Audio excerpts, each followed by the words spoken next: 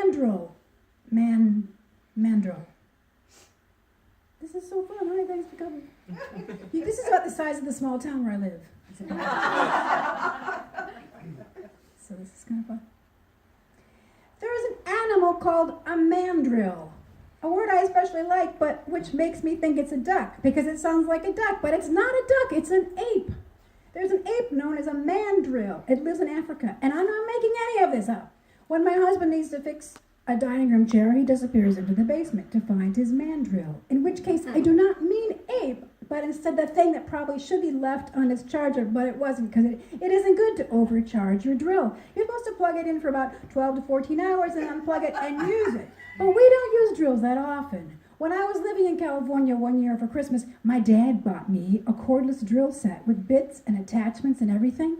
When your parents have stopped asking when you're getting married and your dad buys you a rechargeable drill that comes with a lifetime warranty, it can come as a bit of a shock.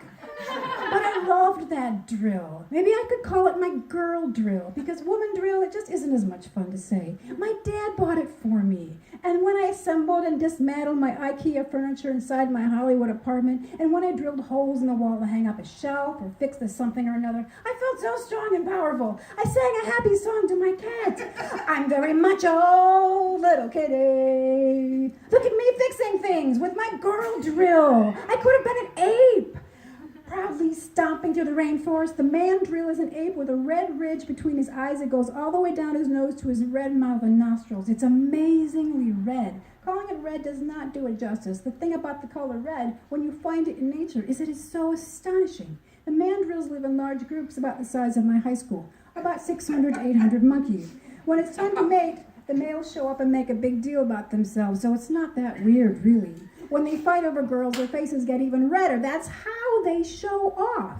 If one of the monkeys gives up and wants to say, okay, enough already, you win, he turns around and shows off his butt, which might also be red. High school is a weird time. I'm not sure how any of us survive it, especially the boys who aren't the biggest and strongest of the bunch, but we need those boys because they're gentle, and some of them become poets or computer programmers, and we really like having cell phones and video games and stuff.